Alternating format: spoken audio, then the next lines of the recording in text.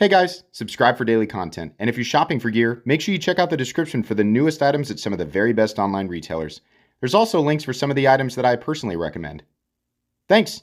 What's going on YouTube? Metal Complex here, and today I've got a short little knife review slash knife overview to share with you guys. This is the Kizer Serpentine. That looks a lot like the Milita. That's because Jonathan Stiles designed both the Serpentine and the Milita.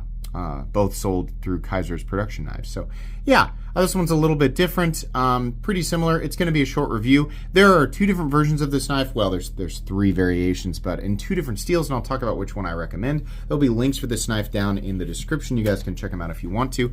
It does help my channel and use those links, but that's entirely up to you. Let's go ahead and measure this knife. Overall length is coming in at 8 inches with a blade length of 3.5, and your cutting edge is 3.45. Let's go ahead and do some size comparisons. Any custom scales in this section can be found down in the description under Original Goat and Others, up against my own full-size Excalibur and my compact Excalibur. This guy's right in between. Let's put it up against the Spyderco PM2 and the Spyderco Para 3, closer to the size of the PM2, bigger than the Para 3 for sure. And then finally we'll put it up against the Benchmade Griptilian, or in this case the Ritter Hogue, and the Hogue Deca.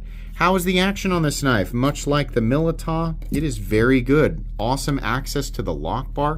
You also have a very roomy finger triangle thing. The front flipper works really, really well.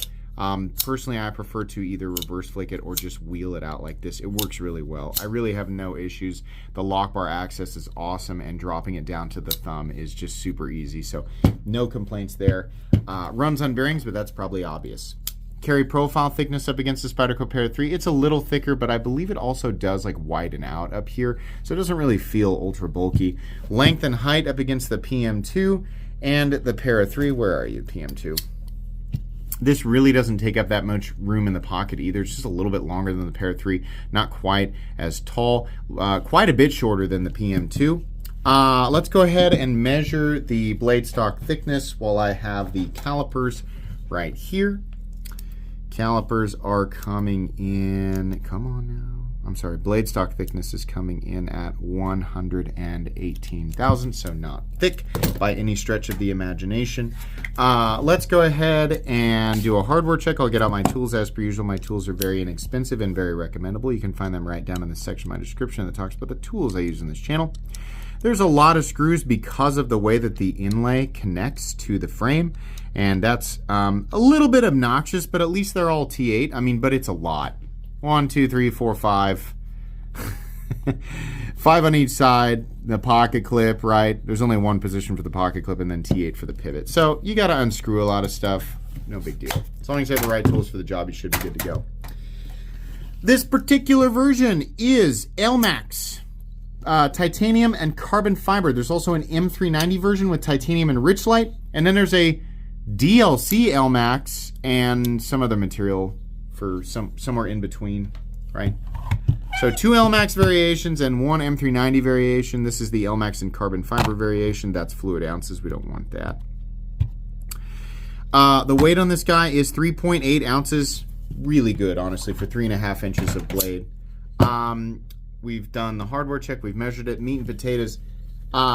Really, it's a subtle variation of the Milita. Very, very ergonomically comfortable. Jimping is good. Choke up spot is all right. It's got a flat spot here.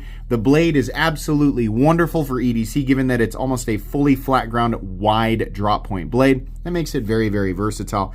What I like about the Elmax variation is it's only 20 bucks more than the M390 version, which is weird. You'd think, why is that?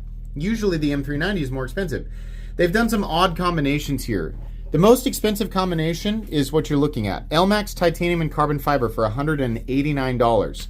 Then you have DLC Elmax titanium and whatever else, I can't remember, $179. It's some other inlay material. Then you have M390 titanium and Richlite for $169. Seems like the no-brainers to go with the Richlite variation, except that the M390 is listed as hardened to 59 to 60. Kizer, stop it.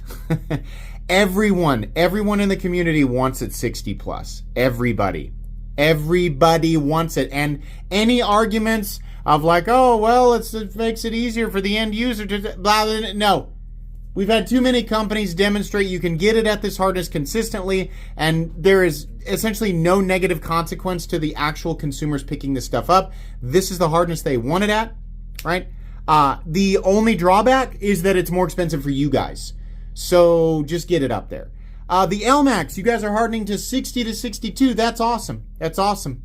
Go with the LMAX version. 60 to 62 LMAX is absolutely better than 59 M390. Absolutely 100%, and it's worth the additional $10 to $20. That's what I would recommend. The geometry of this blade is phenomenal, and that's going to assist just as much, if not more, usually more, right, than the actual steel itself in the HRC, as long as it's within, you know, obviously if you have like 52 HRC, well then obviously the HRC is going to, like the loss of hardness is going to count for a lot more, right? But when we're up there, you know, between 59 and 61 or 60 and 62 and we're comparing M390 to LMAX, usually the geometry is going to play the biggest role. And this has really, really good geometry. The cutting geometry is really nice, really, really nice. Where is the stop pin? It's actually internal, so no contact point behind the plunge grind. Completely internal. Stops on the frame, so that's great. I like how this looks.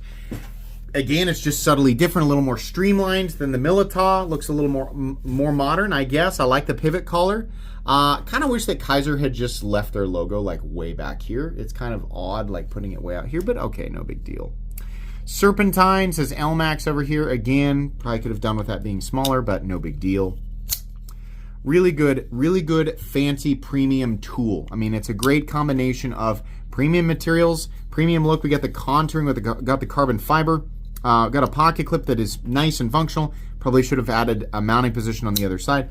But it's a good example of a knife like this that can be premium and function extremely well as a tool. I also like that this is a, I want to call this a subframe lock, right? I like that it's a subframe lock. I think that's cool. A lot of the lock is actually covered by the overlay, so squeezing it, most of the pressure is going to go into that.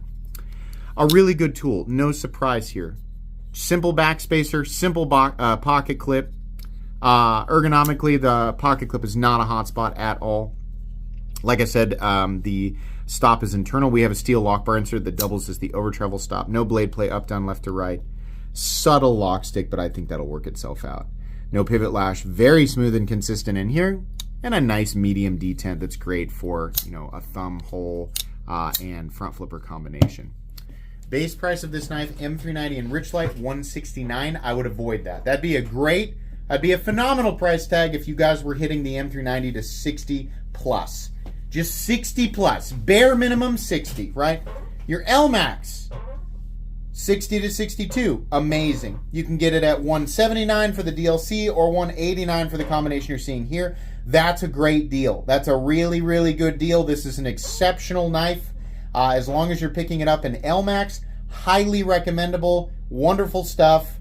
It's going to go in my most recommended knives playlist. There's not really a whole lot else to say. It's just a straight up good design. I've always liked the Milita, and this is, I'm not really going to say an evolution of it.